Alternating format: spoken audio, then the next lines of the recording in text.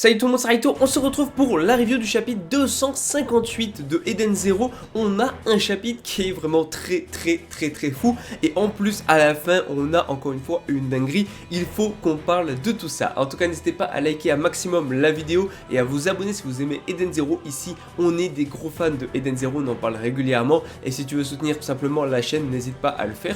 En tout cas on commence la review, c'est parti. Bon, déjà on a un petit peu tout le monde en train de combattre les dragons d'Akunera, que ce soit Jin, Clean et tout, et on a toujours le combat entre forcément Valkyrie et Brigandine. Donc combat où Valkyrie va littéralement sortir des armes, des pistolets et plein d'autres choses de son corps, donc complètement robotisé, et donc du coup elle va attaquer directement Brigandine. Ça va absolument rien lui faire, on le sait, il a une grande résistance et lui va sortir une sorte de bazooka littéralement de son bras. Enfin il va tirer et lui encore une fois il est extrêmement balèze, donc très cool. C'est le combat qu'on n'a pas pu avoir vu que c'est Homura qui avait affronté Brigandine, et là enfin on a ce combat. Du coup Valkyrie est un petit peu occupée et elle va confier à Homura la charge de vaincre Akunera, et ça franchement je kiffe, je ne dis pas non à un petit combat Akunera contre Homura. Maintenant à voir quelle est la puissance de Akunera, et j'espère qu'elle aura un meilleur développement que dans l'univers précédent, parce que c'est vrai que c'est un personnage qui déjà de base avait une certaine prestance, un certain charisme, un très bon design et tout,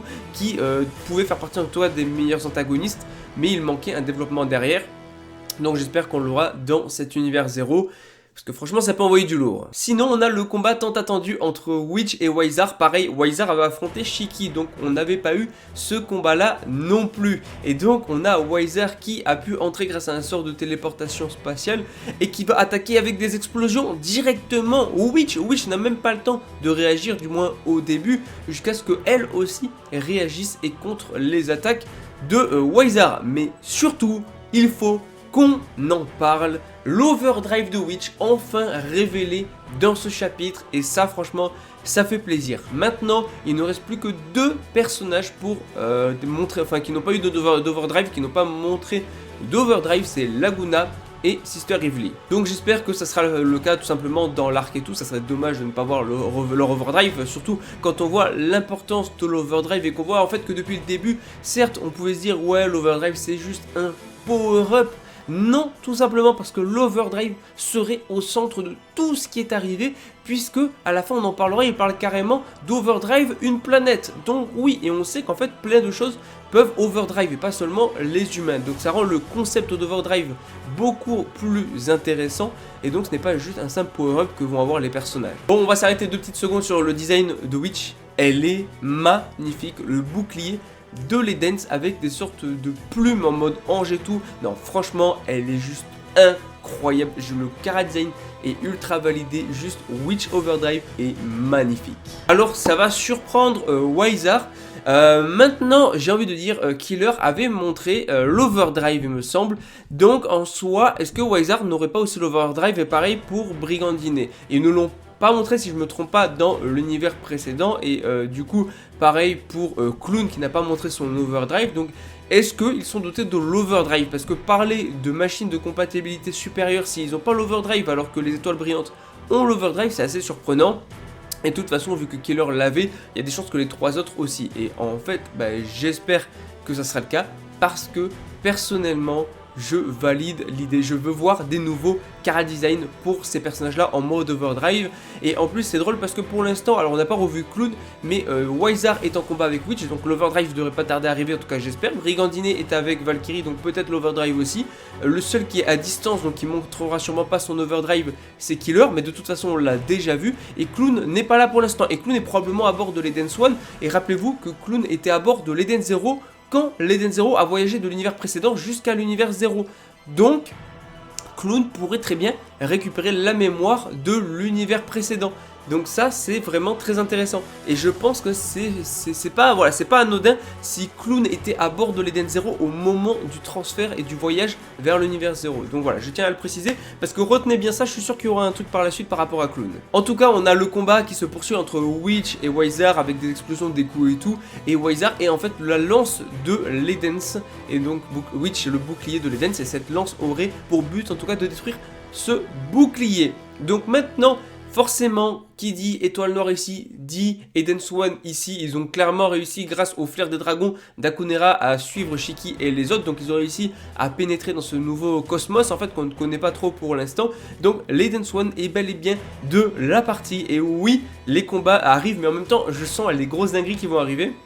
Et donc Shiki qui va foncer sur l'Eden Swan pour affronter directement Void. Je pense clairement ça se passera pas comme ça. Il manque des généraux qu'on n'a pas vu et on peut pas nous dire ouais il y a 6 généraux mais nous en montrer que quelques-uns et ne jamais voir du manga les autres. À partir du moment où ils ont été teasés, c'est qu'ils apparaîtront en tant qu'antagonistes, soit maintenant, soit plus tard, soit il y en a peut-être même un ou deux à bord de l'Eden Swan.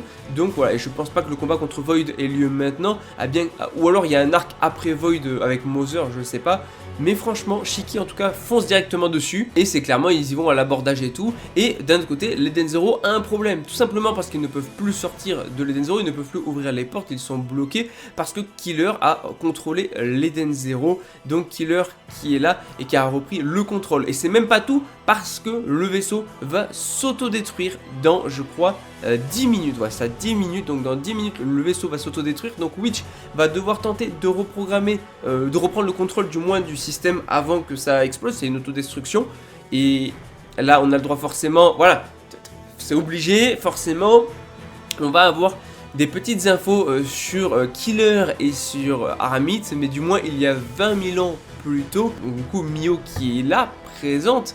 Et surtout, qui parle de pour sauver la planète, il parle du concept d'overdrive, et je reviens à ce que je disais tout à l'heure, mais une planète peut overdrive, et en fait, pour sauver la planète, elle veut faire basculer la planète en overdrive, et c'est là qu'on peut se demander, est-ce que Mother n'a pas été créé par l'overdrive de cette planète, justement, ce qui explique pourquoi toutes ces technologies, tous ces trucs humains qu'on avait sur cette planète là, on peut les retrouver sous forme de reliques, parce que Mother serait une sorte en tout cas d'overdrive de la planète, et donc voilà, pas mal de choses sont possibles en tout cas avec ça. Mais le concept même de pouvoir overdrive pas seulement des humains mais également une planète, je trouve vraiment ça super cool. Et effectivement ça avait été déjà expliqué et déjà teasé à l'époque, rappelez-vous, lors de l'arc Kaede où justement Killer et Aramith avaient parlé. Et rappelez-vous, je crois que c'est à ce moment-là, on avait Shiki qui avait absorbé la mémoire en fait de Aramith justement et tout. Et donc du coup on avait vu tout simplement qu'ils discutaient ensemble, qu'ils se connaissaient, Killer et Aramith, et que Aramith parlait déjà du concept d'overdrive. Donc en tout cas, ça je trouve ça ouf. Là on se dirige vers l'une des plus grosses dingueries du manga, le Prime de Eden Zero. Alors pour l'instant, pour moi le Prime de Eden Zero, c'est l'arc Kaede. À voir Kaede, c'était l'enchaînement de fou avec l'ellipse au milieu, c'était vraiment le Prime. Et surtout les révélations contre avec Ziggy, ça pour moi c'était le Prime d'Eden Zero. Et après on a eu l'univers Zero qui était très cool, mais qui n'était pas non plus aussi haut level, tu vois. Et là vraiment on se dirige entre les révélations, ce qui va se passer, les combats et tout, vers le Prime d'Eden Zero. Et attention, tout va arriver d'un coup, tout va arriver d'un coup, et ça va être ouf. Et Mashima a dit qu'il nous restait pas mal de choses à voir encore, donc j'ai hâte de voir. Franchement, on va se régaler. En tout cas, très hâte d'être au prochain chapitre.